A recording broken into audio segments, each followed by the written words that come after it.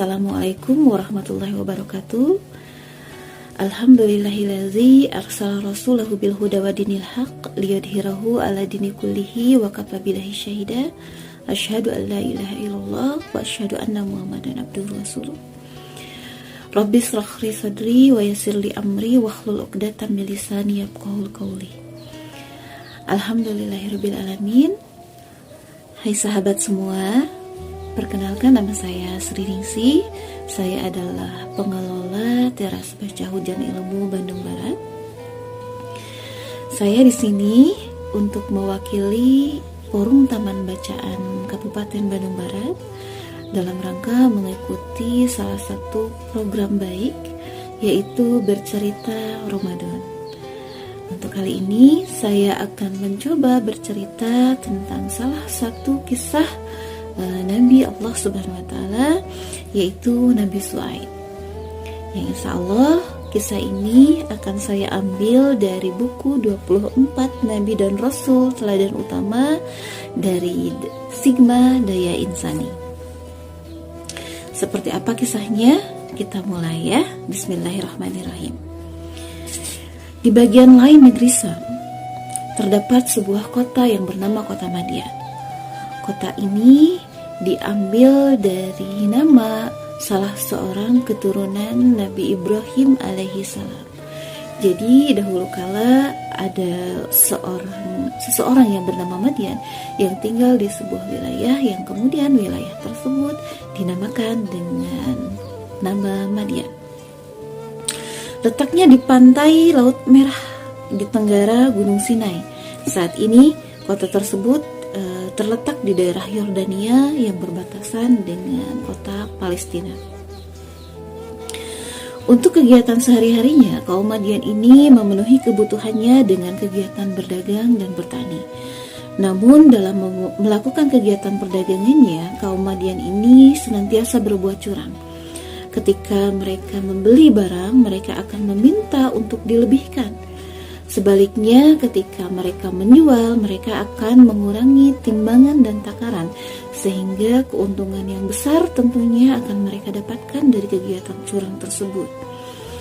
Nah, selain kegiatan curang tersebut, mereka juga terbiasa untuk menimbun barang dan menjualnya dengan harga yang sangat mahal, sehingga kaum-kaum kecil, kaum-kaum yang tidak berpunya tentunya akan sangat merasa dirugikan dengan kegiatan ini.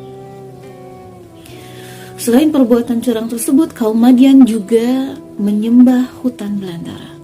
Di hutan tersebut ada sebuah pohon besar, pohon rindang yang bernama pohon Atika.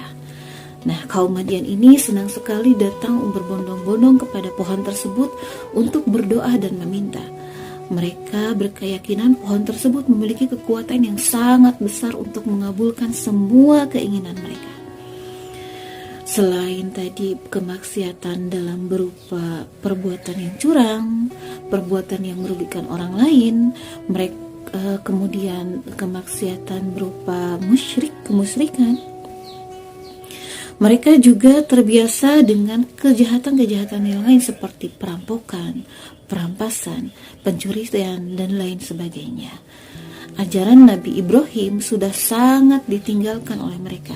Mereka sudah lupa pada kebenaran dan cenderung melakukan seluruh kemaksiatan seperti melakukan sesuatu hal yang baik.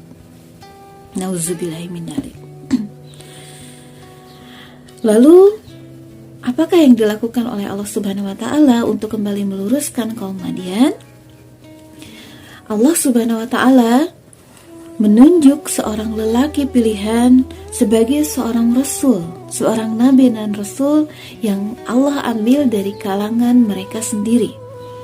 Beliau adalah Syuaib bin Yashkar bin Lawi bin Yakub bin Ishak bin Ibrahim. Berdasarkan silsilahnya, Syuaib adalah cicit Nabi Ibrahim alaihi salam. Allah Subhanahu wa Ta'ala mengangkat Nabi Syuaib sebagai nabi untuk mengajak kaum Madian kembali ke jalan yang lurus, jalan yang diridhoi oleh Allah, meninggalkan penyembahan kepada pohon Aika, pohon ciptaannya yang tidak memiliki kekuatan besar sama sekali. Sebagai gantinya, kaum Madian diminta sujud kepada Allah yang Maha Pencipta, pencipta langit dan bumi, termasuk tanah dan pohon yang mereka sembah, tidak menyekutukannya dan berbuat baik kepada seluruh manusia. Nah, Nabi Syuaib telah dianugerahkan kepandaian berbicara di depan umum. Kepandaian itu menjadi bekal Nabi Syuaib untuk berdakwah kepada kaum Madian. Lalu apakah dengan kepandaian beliau berbicara di halayak ramai ini membuat dakwah Nabi Syuaib itu menjadi lebih mudah? Ternyata tidak sama sekali. Nabi Syuaib ini senang sekali berjalan jauh dari tempat kediamannya. Dia senang sekali berjalan menuju keramaian. Dia mendatangi pasar, tapi Nabi Syuaib mendatangi pasar ini bukan untuk berniaga, juga bukan untuk berhura-hura. Nabi Syuaib memilih pasar sebagai tempat beliau untuk berdakwah. Lelaki itu, Nabi Syuaib menatap sekeliling. Lelaki tegap, pemilik sinar mata ramah, tutur bahasanya lembut, selembut perangainya, ungkapan kata-katanya halus dan fasih. Argumennya yang kuat senantiasa membuat takluk lawan bicaranya. Tidak pernah sekalipun kata-kata kasar meluncur dari bibirnya yang selalu tersenyum. Mengherankan, lelaki pilihan itu dijuluki Khatibul Anbiya. Khatibul Anbiya ini berarti pembicara para nabi. Masya Allah ya, dengan kelebihan beliau yang diberikan oleh Allah dalam berbicara di halayak umum, atau mungkin kalau sekarang public speaking ya, beliau digelari Khatibul Anbiya. Wahai kaumku, sembahlah Allah. Sekali-kali tidak ada Tuhan yang berhak disembah bagimu selain Dia. Sempurnakanlah takaran dan timbangan, dan janganlah kamu kurangkan bagi manusia barang-barang takaran dan timbangannya. Sesungguhnya aku melihatmu dalam keadaan yang baik. Aku khawatir kamu akan ditimpakan azab yang pedih pada hari akhir. Dengan tegas namun lembut, Nabi Syuaib alaihi salam berkata kepada kaumnya, jangan pula kamu berbuat kerusakan di muka bumi setelah Allah memperbaikinya. Itu lebih baik bagimu jika kamu beriman. Dan aku bukanlah seorang penjaga atas dirimu. Ia kemudian melanjutkan, sayangnya yang beliau terima hanyalah sikap acuh dan tak acuh dari penduduk Madian.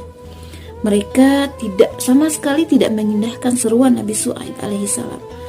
Hanya segelintir orang saja yang mau mengikuti ajaran Nabi Syuaib dan beriman kepada Allah Subhanahu wa taala.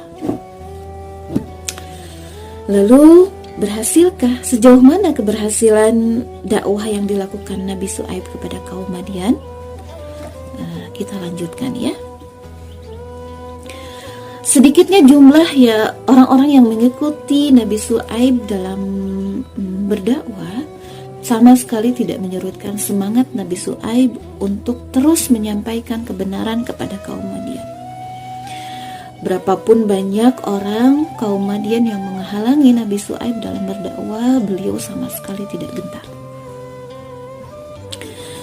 Tapi tetap saja, walaupun dengan keteguhan hati dan semangat yang tidak pudar dalam menyampaikan kebenaran, kaum Madian tetap berbuat sombong. Mereka sama sekali tidak mau mengikuti ajaran Nabi Syuaib. Bahkan mereka dengan tegas, dengan terang-terangan menolak ajakan Nabi Syuaib. Mereka menganggap ajakan Nabi Syuaib itu hanya sebuah olok-olokan belaka.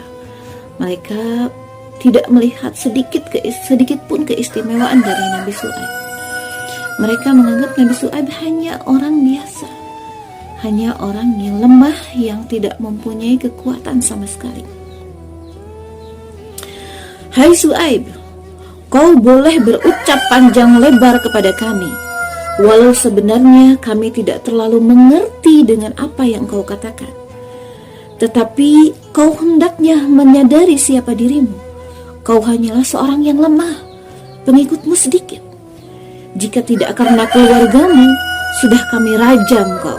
Terdengar salah seorang pemuka kaum Madian berteriak. Perdebatan menjadi tidak terkendali. Pengikut kaum Madian semua menyerang Nabi Syuaib dan para pengikutnya. Benar, lagi pula kau bukan seseorang yang berpengaruh di lingkungan kami, jadi jangan berharap kami akan mengikuti nasihatmu. Kaum Madian terus-terusan memujukkan Nabi Syuaib. Bahkan saat itu kaum Madian meminta untuk disegerakan diturunkan azab kepada kaumnya kalau mereka adalah orang-orang yang salah, katanya. Jadi mereka menantang Nabi Syuaib untuk segera menurunkan azab. Nauzubillahi min dzalik. Karena terus-terusan didesak, semua nasihat-nasihatnya tidak pernah didengar oleh kaum Madian. Lalu Nabi Syuaib berdoa kepada Allah Subhanahu wa taala. Nabi Syuaib berdoa kepada Allah Subhanahu wa taala untuk diberikan kemenangan dan disegerakan azab bagi kaum Madian yang terus ingkar. Doa Nabi Syuaib, ya Allah, pengetahuanmu meliputi segala sesuatu. Hanya kepadamu saja kami bertawakal. Berilah keputusan kepada kami dan kaum kami dengan adil, sebab engkaulah pemberi keputusan yang sebaik-baiknya. Nabi Syuaib alaihi salam meminta dalam doa yang khusyuk. Dirinya yakin bahwa Allah Subhanahu wa taala mencintai orang-orang yang mentaati kebenaran. Allah Subhanahu wa taala tidak akan pernah menolak doa Rasulnya. Kemenangan untuk orang-orang yang beriman cepat atau lambat akan diwujudkan. Dengan rahmatnya, Allah menyuruh Nabi Syuaib alaihi salam mengajak orang-orang yang beriman untuk keluar dari kota Madian. Nabi Syuaib sedih. Ia menggeleng. Ia hanya menyampaikan betapa pedihnya ajab-ajab yang telah diterima oleh kaum ingkar terdahulu, seperti kaum Ad dan kaum ingkar terdahulu seperti kaum Ad dan Lut. Lalu ajab seperti apakah yang akan ditumpahkan Allah Subhanahu wa taala kepada kaum Madian? Akankah kaum Madian selamat dari pengingkarannya atau akan binasa? Ayo kita lanjutkan. Puluhan pasang mata menatap sinis kepada kelompok pengikut Nabi Syuaib alaihi salam. Jumlahnya tidak seberapa. Kelompok Nabi Syuaib pergi meninggalkan kota Madian atas perintah Allah.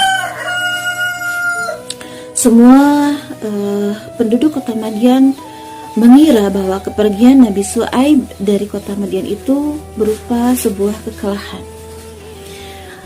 Mereka tidak tahu bahwa apa yang dilakukan oleh Nabi Syuaib itu adalah berdasarkan perintah Allah agar Nabi Syuaib dan para pengikutnya selamat dari azab yang pedih. Setelah kaum Nabi Syuaib tidak terlihat lagi, kaum Madian bersorak gembira. Mereka tertawa, mereka merasa senang. Ternyata pengancaman azab yang akan diturunkan kepada mereka itu tidak terbukti sama sekali. Tapi kebahagiaan mereka tidak berlangsung lama. Tidak lama kemudian langit berubah menjadi kelam. Langit berubah menjadi gelap. Seluruh kaum kota Madian melihat langit, memandangi langit dengan wajah yang suram. Apakah yang akan terjadi? Padahal tadi sebelumnya langit itu sangat cerah. Jeger, jeger, suara guntur menggelegar dengan dahsyat. Bumi berguncang. Semula hanya getaran yang kecil. Pada akhirnya guncangan itu semakin kuat. Jerit ketakutan mulai terdengar bersahut-sahutan. Kepanikan mulai menyandra mereka. penduduk kota Madian berlari tunggang langgang tanpa arah dan tujuan. Mereka mencari tempat berlindung yang aman bagi mereka. Mereka memilih bersembunyi di dalam rumah, berharap bangunan itu dapat menaungi mereka dari amukan alam yang marah. Boom! Satu dentuman keras kembali terdengar, dentuman yang membengkakkan telinga. Tanah bergetar, bangunan-bangunan hancur berantakan. Gelegar yang amat dahsyat itu menjadikan mereka terdiam. Mulut yang selalu melontarkan ejekan dan cemoohan kini tidak bersuara, membisu dan terdiam membeku. Kaum Madian hancur di dalam rumah mereka masing-masing. Tidak ada satupun yang bersisa. Na'udzubillahi min dzalik, summa na'udzubillah. Demikianlah Allah Subhanahu wa taala memberikan keputusannya kepada orang-orang yang ingkar.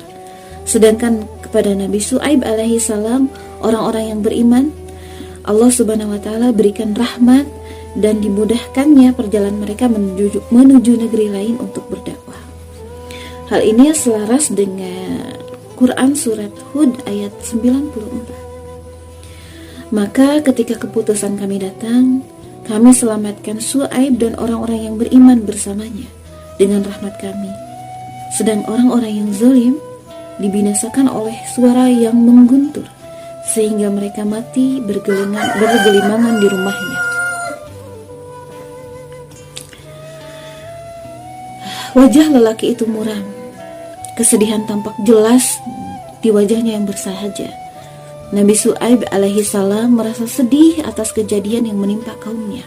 Kota Madian mendadak sepi, seolah belum ada seorang pun yang pernah bermukim di sana.